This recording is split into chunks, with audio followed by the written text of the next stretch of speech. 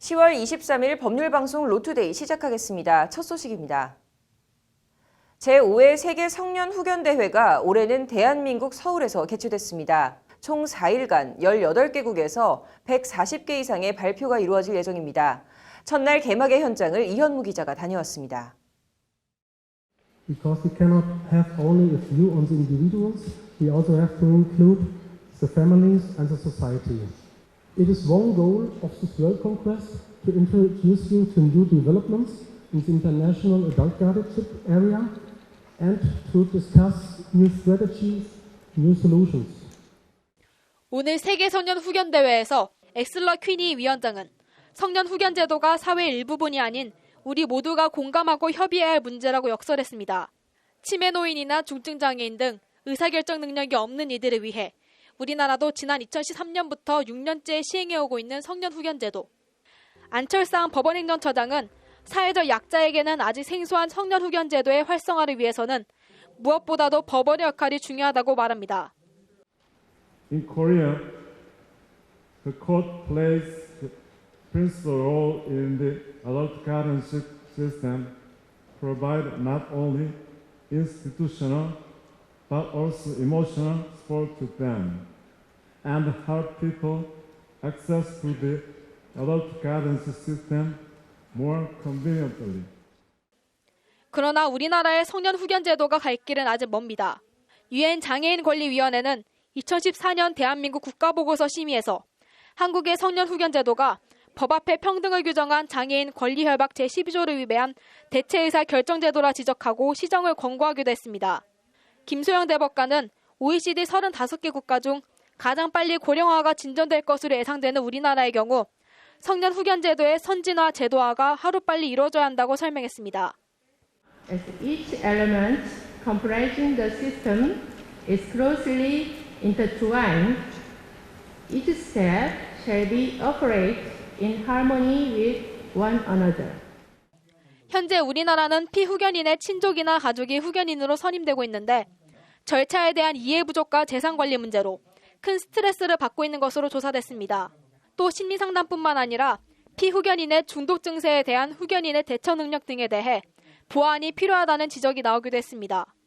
후견인을 부양하는 과정에서 발생하는 스트레스가 뭔가 스트레스의 내용에 대해서 구체적으로 파악을 하는 것입니다. 문헌 조사를 통해서 우리 한국에서 특유한 그 친족 후견인들의 심리 상태에 맞는 맞춤형 심리 프로그램을 개발하는 그런 것들이 두 번째 목적이었고요. 기존에는 발달, 정신장애인 등 구성원 일부만이 의사결정 장애를 가진 것으로 여겨졌지만 급속한 인구 고령화가 진행되면서 이제는 더 이상 남의 일이 아닌 시대가 됐습니다.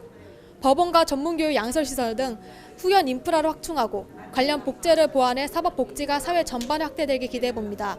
법률방송 이현무입니다. 성범죄 가해자에게 손해배상 청구를 했는데 내 인적사항이 판결문에 기재돼 송달됐다. 여러분이라면 어떠실 것 같습니까? 보복이 두려워 전화번호를 10번도 넘게 바꿨다는 피해자의 청와대 국민청원이 20만 명의 육박한 동의를 얻고 있다고 하는데요. 민사소송에서 피해자가 보호받을 수 있는 방법은 없는지 김태현 기자가 알아봤습니다. 국민청원에 올라온 성폭력 피해자의 집 주소와 주민번호 등을 가해자에게 보내는 법원을 막아주세요라는 게시물입니다. 참여 인원이 청와대 답변 요건인 20만에 육박했습니다. 청원인은 게시글 해서 민사소송 손해배상 판결문에 대한 문제를 제기했습니다. 민사소송을 제기했더니 자신의 집 주소, 실명이 그대로 기재된 판결문이 가해자에게 송달됐다는 내용입니다. 내년 8월 가해자가 출소하는데 불안한 마음에 전화번호를 10번 넘게 바꾸고 유서까지 써놨다는 것이 청원인의 주장입니다. 그러나 법원 측은 형사가 아닌 민사는 돈이 오가는 문제이기 때문에 문제될 게 없다는 입장입니다. 민사소송은 원피고의 인적사항이 정확해야 배상이 이루어진다. 원고가 먼저 소를 제기한 것이기 때문에 법적으로 문제될 것이 없고 송달 장소를 다른 곳으로 보내는 방법도 있다는 것이 재판부의 주장입니다. 법원 측 입장뿐만 아니라 아직까지 우리나라에서는 판결문에서 피해자의 이름이나 주소를 뺄 방법이 없다는 것이 법조계의 의견입니다. 소송에서는 집행을 위해서 필요하기 때문에 동일성이 있어야 그 사람이 그 민사 판결문을 가지고 그 가해자의 재산을 집행을 할 수 있잖아요. 그러니까 이 피해자가 그 사람이다라는 걸 특정하기 위해서 아직까지는 이런 걸 따로 마련해 놓지 않은 상태예요, 지금 법원이. 근데 민사 판결은 당사자 간의 문제라서 원고가 내 이름 빼고 소재하는 게 일단 우리나라는 안 되죠.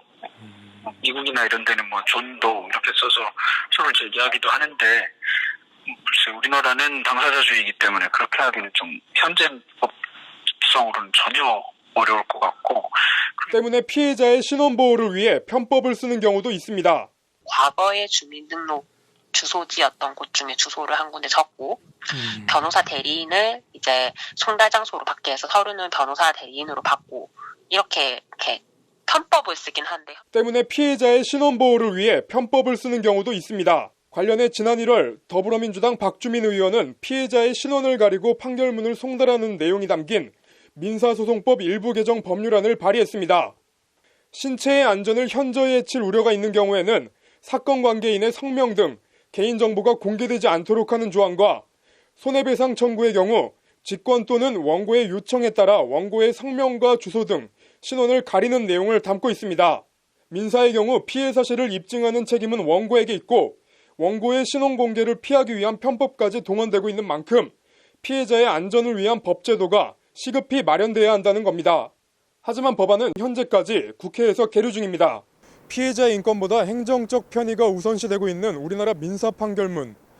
국민들에게 나가서는 열린 법원이 되겠다는 사법부의 포부가 왜 국민들의 법 감정을 고려한 세밀한 민원에까지 미치지 못하는지 좀처럼 바뀌지 않는 법원의 담 높은 행정이 아쉬운 때입니다. 법률방송 김태현입니다.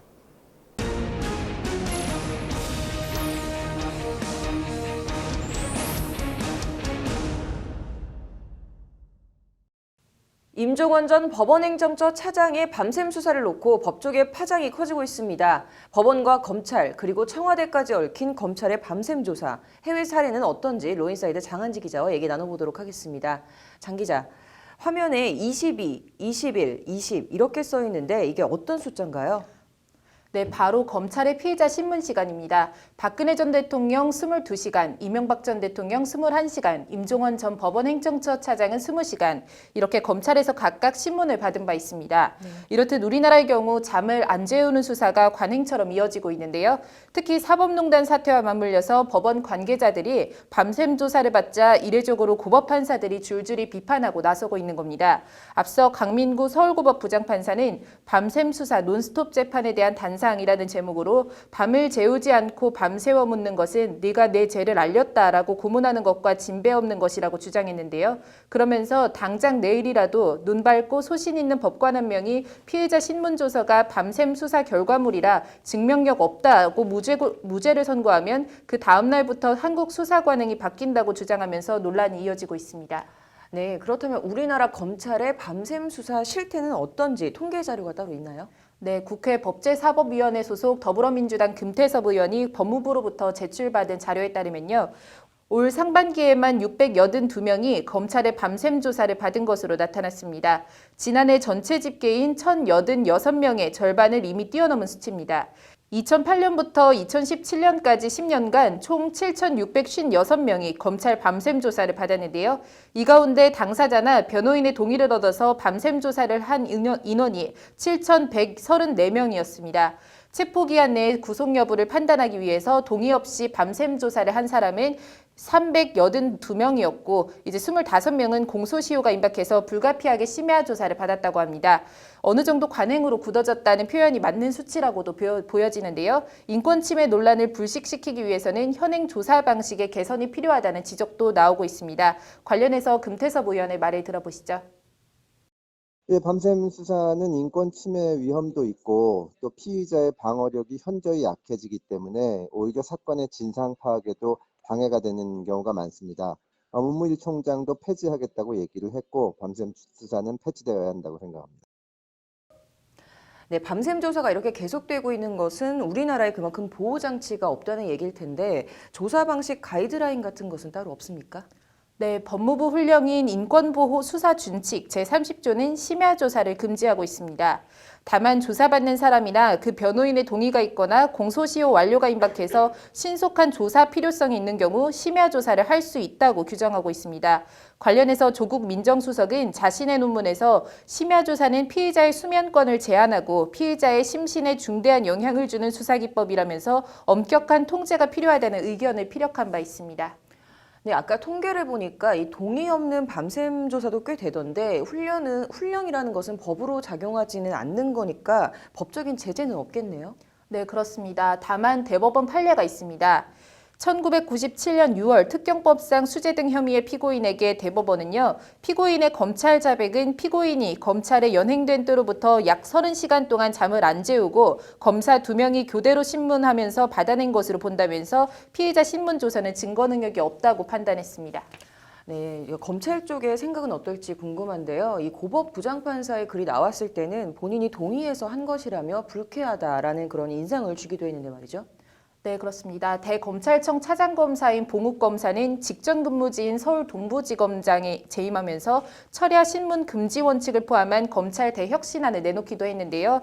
자신의 형사 판례 연구에 이제 임의 수사의 한 방법으로 행하는 철야 신문은 허용되지만 피조사자가 피곤한 틈을 타서 자백을 이제 의도하는 잠 안 재우기 수사는 금지된다고 적었습니다. 한 전직 검찰총장은 언론 인터뷰에서 전직 총장들이 수사를 하던 때에는 철야 수사가 당연시됐다면서 피의자를 소환 조사하고 당일 밤늦게 돌려보내면 봐주기 수사라는 비난이 쏟아졌고 밤샘 수사 끝에 자백을 받아내면 철야 수사 끝에 전격 구속이라는 헤드라인이 달렸다고 회상하기도 했습니다. 말 그대로 관행이었다는 건데요. 하지만 피의자 인권에 대한 국민의 인식이 높아진 지금 이런 수사 관행은 하루빨리 바꿔야 한다는 지적이 쏟아지고 있습니다. 네, 우리나라 검찰 수사도 이제 좀 선진화돼야 하지 않을까 싶은데요. 해외 사례 어떻습니까?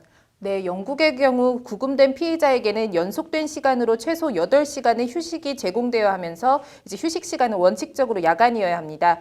미국 수사의 경우는 4시간을 신문하면 1시간은 휴식과 식사 시간으로 대체를 하고 하루 8시간을 넘길 수가 없습니다. 김익태 변호사의 말을 들어보시죠. 미국 자체가 원래 성문법보다는 판례법이기 때문에 케이스 바이 케이스인데 하루에 토탈 8시간을 넘길 수 없다는 게 미국 변호사협회의 공식적인 입장이고요. 미성년자나 심신미약자의 경우는 하루에 6시간을 넘길 수 없다. 네, 최근 이 국정감사에서 박상기 법무부 장관은 심야 수사를 없애겠다라는 의지를 밝혔는데 어떻게 될지 지켜봐야겠네요. 오늘 잘 들었습니다. 다음 소식입니다. 조국 청와대 민정수석과 현직 고법 부장판사들 간 논쟁이 점입가격입니다. 처음 검찰의 밤샘 수사를 비판했던 강민구 서울 고법 부장판사가 오늘 자신을 공격한 조국 청와대 민정수석에게 치사하게 겁박 말라며 노골적인 재반박에 나섰습니다. 사법농단 검찰 수사를 놓고 고법 부장판사들이 한치도 물러서지 않고 있는 모양새인데요. 김정래 기자의 보도입니다. 더 이상 권한과 지위를 남용하여 법관을 치사한 방법으로 겁박하지 말기를 바란다. 강민구 서울 고법 부장판사가 조국 청와대 민정수석에게 한 말입니다. 조국 수석이 임종원 전 법원행정처 차장에 대한 검찰 밤샘 수사를 비판한 자신의 글을 질타하자 다시 재반박에 나선 겁니다. 강 부장판사는 오늘 법원 내부 전산망 코트넷에 밤샘 조사 자료집 첨부 파일이란 파일을 올리고 나는 해와 달을 가리키는데 다들 손가락을 가지고 나를 비난한다고 토로했습니다. 다시 말해 자신은 검찰의 밤샘 조사를 비판한 것인데 조 수석은 자신의 구설수와 사법농단에 대해서만 지적하고 있다는 겁니다. 앞서 조 수석이 SNS에 삼성 장충기에 아부 문자를 보냈던 현직 고위 판사, 사법농단 수사 검찰 공격이라는 자신에 대한 기사를 링크한 것을 두고 한 말입니다. 강 부장판사는 이러한 세간의 비판을 예상했다고 주장했습니다. 조국 수석이 이 점을 지적할 때 다 예상하고 한 일이라면서도 모 수석이 가담하리라는 건 전혀 예상하지 못했다고 적었습니다. 이어 강 부장판사는 조 수석과 인연이 있다면 말을 전해달라고 부탁하며 본인 저술 교과서에서조차 밤샘 조사 철폐를 주장했다고 사진까지 찍어 그럴 것이 아니라 지금부터라도 악습 철폐에 나서는 법적, 공적 책임을 다하면 좋겠다고 말했습니다. 관행적으로 굳어져온 검찰의 밤샘 수사 방식은 하루빨리 고쳐져야 하는 것이 맞습니다. 다만 밤샘 수사로 인해 불합리한 피해를 받게 될 국민들을 걱정하는 것인지 아니면 자칫 방탄법원이라는 철옹성에 금이 갈까 걱정이 되는 것인지는 다시 한번 생각해 보게 됩니다. 법률방송 김전혜입니다. 문재인 대통령이 오늘 김기영, 이종석, 이영진 신임 헌법재판관에게 임명장을 수여했습니다. 오늘 오전 11시 30분 청와대 접견실에서 열린 임명장 수여식엔 신임 재판관 3명과 배우자들이 참석했습니다. 문 대통령은 지난 17일 이탈리아 순방 중 이들에 대한 임명안을 전자결제로 제가했습니다. 국회는 앞서 본회의를 열어 더불어민주당과 자유한국당, 바른미래당이 각각 추천한 김기영, 이종석, 이영진 헌법재판관 후보에 대한 선출안을 의결했습니다. 이로써 이진성 전 헌법재판소장 등 재판관 5명이 동시 퇴임한 이후 한 달 가까이 계속된 헌법재판관 공백 사태도 해소됐습니다. 이어서 법조계 소식 전해드리겠습니다. 검찰이 오늘 박근혜 정부의 청와대에 국가정보원 특수활동비를 제공한 혐의로 기소된 남재준, 이병호 전 원장에게 각각 징역 7년, 이병기 전 원장에게 징역 5년을 구형했습니다. 전국 법원의 판사 대표들이 모인 전국 법관대표회의가 다음 달 19일 회의를 개최합니다. 이번 회의에선 인사제도 개편 등과 함께 지난 회의 때 합의에 이르지 못한 추천제 법원장 보임과 관련된 내용도 거론될 전망입니다. 법무부가 오늘 서울 파르나스 호텔에서 글로벌 기관 투자자가 바라본 기업의 투명 경영과 기업 지배구조 개선 방향을 주제로 기업 환경 개선 컨퍼런스를 개최했습니다. 법무부는 이날 제시된 의견을 바탕으로 상법 개정안의 국회 논의를 지원할 계획이라고 밝혔습니다.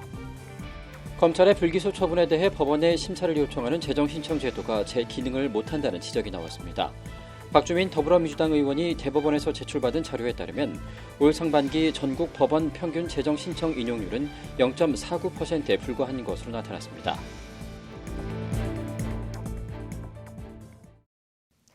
(10월 23일) 법률방송 로투데이 여기서 마치겠습니다. 시청해주신 여러분 고맙습니다.